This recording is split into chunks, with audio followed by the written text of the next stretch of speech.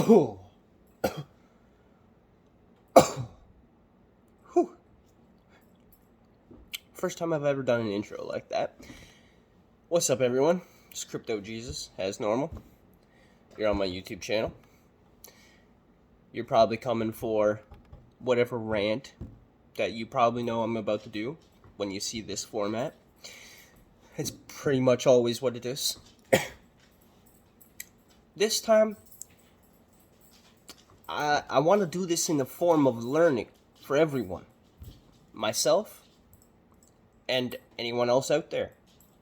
I was having a discussion on my Twitter with a fellow crypto friend, NFT friend even. We were having a conversation about physical wallets, like physical crypto wallets, like a Trezor, like anything like that, versus using just like an online wallet, like MetaMask or Nami, depending on what chain you're using.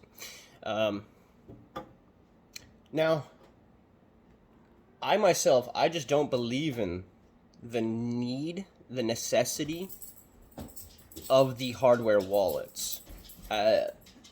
Now, maybe that in itself is factual. I don't think anyone needs one. Obviously, you can use a software wallet just fine.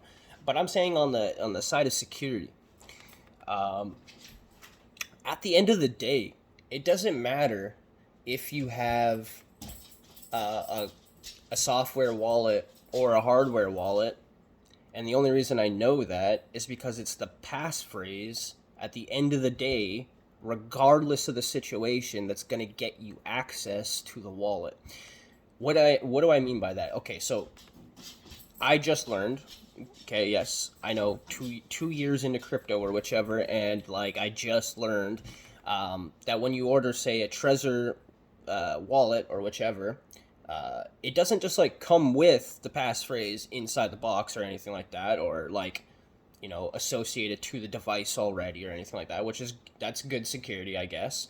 It's randomized, but when I think about it, that's just like a soft wallet too. When you get any sort of software wallet, it randomly generates the passphrase for you right away. And that's just how that's how you start any wallet. The whole point of it is to keep the passphrase itself safe. So if you have a Trezor, okay, and someone gets physical access to that wallet, the whole point that they're driving is that as long as you keep your passphrase safe, even if someone has access to that wallet, they don't have your funds. That isn't entirely true. If you go and look at, I cannot remember for the life of me his name of his channel right now. I'll probably throw it in the description though. But he was able to hack into a Trezor wallet. He had physical access to the wallet, which obviously you need to have if you're going to do what he's doing. But because the GPU stores certain information onto the VRAM of your GPU, he was able to plug it in and then gain access to it. And he didn't need the very specific GPU that it was plugged into to begin with. He could plug it in to his, and he was able to figure it out. That's the scary part. So I'm just going ahead and saying it. Those things are not safe for that reason, because someone can get physical access to it, then they can get into it even without already having the passphrase. They can obtain the passphrase from the device because the device sets it inside of itself. And then when you plug it in, it needs to talk to your computer so that your computer knows what's going on with the device, just like any USB device. This is not like, this is not a new functionality. This is for every device. They speak back and forth. It's how they're able to communicate and actually act as a software. You know what I mean? Like, or even the hardware. Like when you plug the hardware in, it has firmware. There's a software usually associated with it, and it's hardware. The three of them in junction are needed so that they can talk and get the job done, whatever that device is. For the Trezor's wallet case, it's to store your crypto. But if you, at any point in time, had to put that passphrase into that device. Like when you registered it, you are storing that data into the physical thing. So plugging that into your computer and accessing it through your GPU, out of all fucking things, you are able to see that data inside that little chip. To me, that is not secure. Now, again, it's the passphrase at the end of the day that you got to keep safe. So even if you have a soft wallet, okay, if you create it on your computer, there is a good chance, a very good chance, that someone who is skilled enough can hack remotely, sort of deal, like across the world. If you have it stored on your computer locally or anything like that, like a picture or a text file or something like that, they can easily identify, if they're skilled enough, that file and obtain the passphrase that way. So the whole idea, just like any crypto wallet already suggests, is to keep a physical version of it. But again, in physical version of it means that if somebody knows where it is and what it is that they're looking at, they could take that and take it anyways. But again, this goes for both devices, the Trezor or the software wallet. It does not matter. There is digital space and physical space. And either way, they are spaces that are accessible by human. Period. There's no way around that statement. That is actual, factual information. If a human being wants access to something, they will get it. Period. If my dad always told me, this is a stupid thing to say on YouTube, but my dad always told me, if someone's going to break in the house, they're going to break in. If they want something, they're going to get in. Period. The end of discussion. That's why there's a lot of people that just don't care to lock their doors. We do, obviously, but like, in all honesty, that's why a lot of people have the philosophy that they don't care about locking their door as long as the people inside are safe. There's a lot of people with that philosophy, believe that or not. But I'm just saying, if someone wants in, they'll get in. Period. Your funds are not as safe as crypto might make you believe. And I'm a huge crypto enthusiast, okay? I love it. I love that it has quantum resistance, apparently. But again, how are you going to have quantum resistance if we can do this without the need of any computer, technically speaking, if you have physical access to the passphrase? That's all.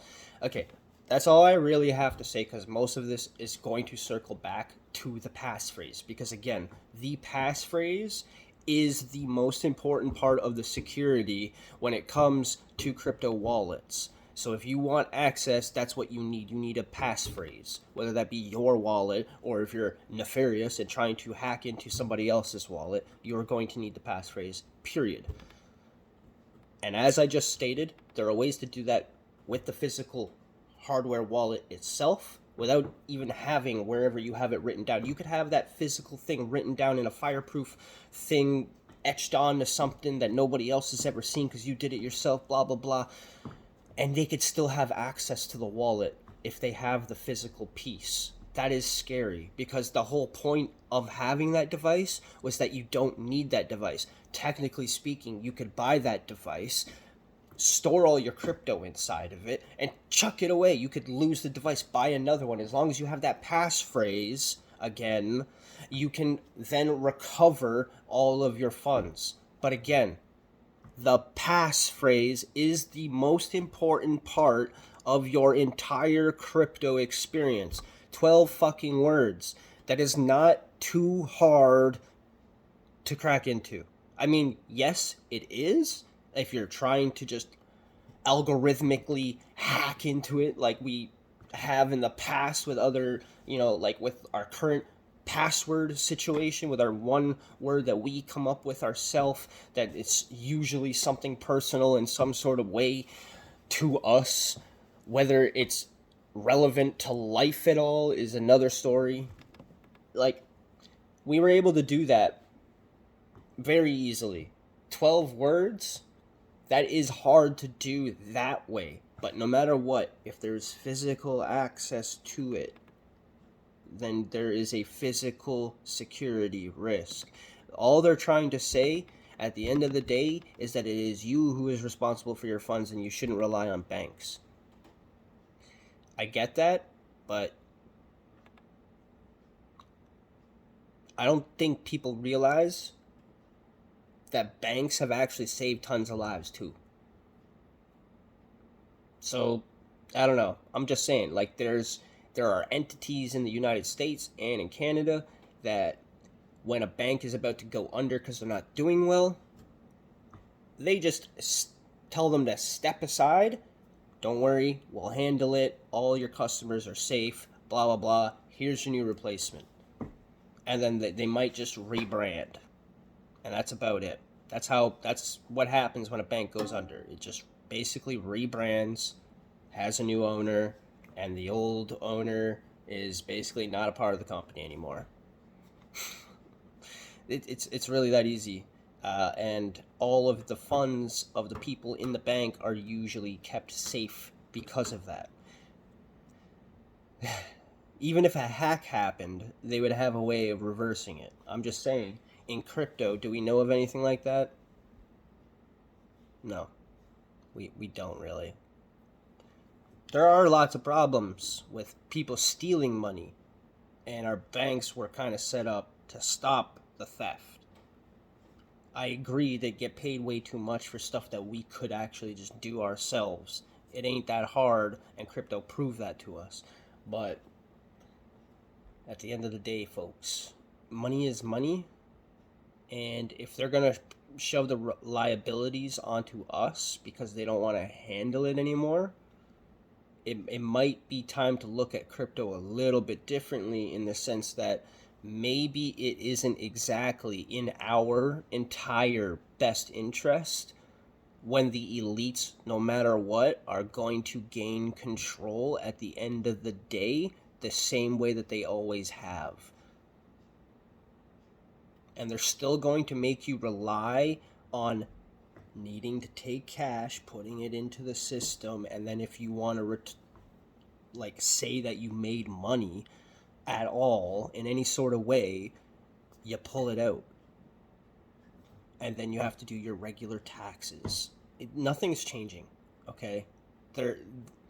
People in the crypto space will make you feel like everything is changing, but nothing's really changing except for how your funds are being dealt with. You're becoming your own bank advisor, and that's literally the only real change, if I'm being totally honest with y'all. Anyway, I'm just gonna sign out. I can ramble on all day about this type of thing. Honestly, I've been watching crypto really hard for a long time. Peace.